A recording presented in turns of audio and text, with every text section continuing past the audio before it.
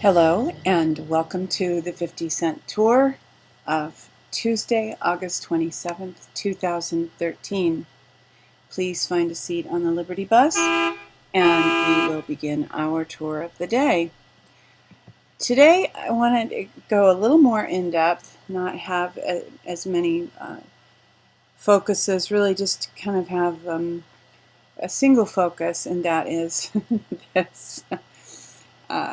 We won't get fooled again. This is kind of an odd approach to life. I mean, if you believe in the laws of attraction and all that, you're not focused on not getting fooled. You're just focused on living your life and making good, sound decisions. I just want to pass through some of the events that I believe are being used to fool us. And first, let's start with the distraction from the distraction, if I can call it that. There's like levels of where people's interest is.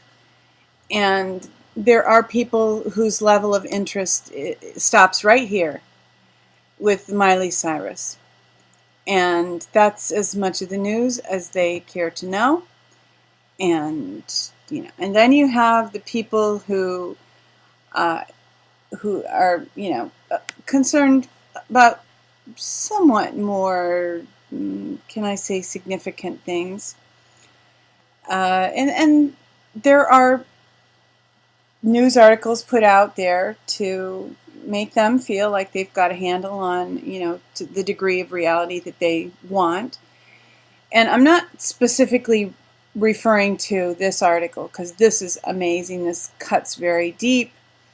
And it's WorldNetDaily, which is a big conservative news outlet, so I'm really happy that this is here. But evidence, Syria gas attack, work of U.S. allies. I hope people can grasp that. But what is the distraction is the very thought of, having war in Syria now. All of a sudden, there are videos out. You've got State Department heads and other people from the administration on TV faking how concerned they are about the Syrian people. And, all this big thing is blowing up. And I'm hoping that won't work. I mean, you've got people like Jerome Corsi and publications like WorldNetDaily coming out very clearly and pointing out that the gas attack that our people from the administration are crying about and wanting us to feel so badly about, so that we go to war and risk open war with Russia and China, they did that themselves. It was the work of U.S. allies. So I hope that we're wising up and they can't play us on both sides quite as much. But as I said, even the fact I believe that there is anything stirred up in Syria right now is in itself a distraction. And here's an article from August 18th, 2013. This is on Before It's News. Confronting the terrible silence, Sharyl Atttkisson, who's with CBS. Terrible silence surrounding Benghazi, Fast and Furious, the NSA, the IRS, and the other Sideshow investigations. So yeah, what is up with that? I mean, so now you've got, okay, so she's calling this a sideshow, or, the investigations are sideshows. Like people are paying them lip service, but nobody's really seeking any kind of depth of truth or reality. And now center stage for your entertainment, Syria. So, they've learned, they've done psych profiles on us. They've learned how they can manipulate us and how they can move our focus away from what's really going on, what's really significant. These scandals are really significant because they cut to the very heart of the identity of our nation as being based on the Constitution, being a constitutional republic. The behavior engaged in Benghazi, Fast and Furious, the NSA, the IRS, all flies in the face of a constitutional government. I mean, and it just they can't coexist. So I believe the distraction is from true change. And now I'm just floating this out. I'm not really saying that I believe this, but there is buzz that there's $600 trillion that is going to be restored to the U.S. And this is from a financial-oriented chat room. Supposedly there was an agreement signed several weeks ago that the countries involved in the global currency reset would repay their debts to the U.S. to the tune of $600 trillion by tomorrow. I think that was supposed to be today. I'm not holding my breath. And in fact, based on something that I'll get to in a few minutes, I'm not really believing that this is going to happen in this time frame. But I was doing some searches based on this number, 600 trillion, because I was just a little curious. And here's another place that number appears. That will require the elimination of all debts, deficits, unfunded social entitlements, the U.S. dollar as reserve currency, and the big one, the $600 trillion of derivatives. So lo and behold, that is the same amount, and it's probably an estimation, probably not, an actual amount, that is supposedly going to be repaid to the U.S. If this happens now, while Obama is still in office, how would this? What purpose would the $600 trillion go to? Would it be given to the banks to pay off our national debt, which is fake anyway, because it's all based on accrued interest? If we are going to have this $600 trillion restored, I'm not sure that now is the best time. And that is from the trenches, worldreport.com. Just kind of an interesting website.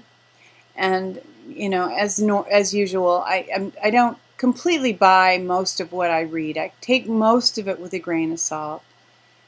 And I'm taking the $600 trillion stuff with a pretty big grain of salt. But here's another place where that number appeared, $600 trillion. It's from Benjamin Fulford a little over a year ago. The Committee of 300 tried to cash $600 trillion worth of bonds through Drs. Vonko, Birdlick, Albert, the president and CEO of the World Economy and Finance Treasury. They claim to represent the Dragon family royal society composed of Asian royal families, but as reported last week, it turns out to have been an attempt by the Committee of 300 to pretend they represented Asia. However, their representative has since ceased all contact with either the White Dragon Society or the Japanese government. I believe that this number, and I'm not sure what the significance is, 600 trillion. But I believe that the Cabal is still trying to get their hands on this money. And I'm all for a global currency reset. I'm all for revaluation of currencies. I'm all for an overhaul of the financial system.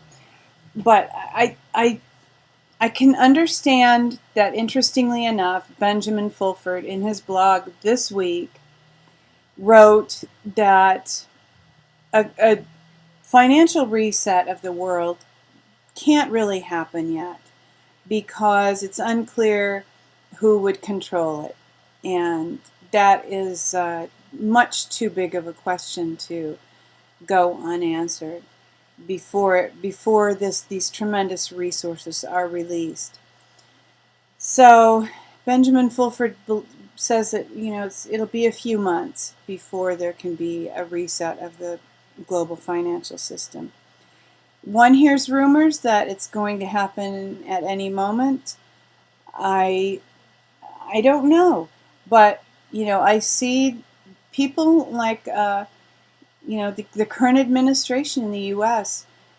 still having access to the kind of power that can be used to aggressively move on other nations. And as long as that's the case, I have to believe that any financial release to the U.S.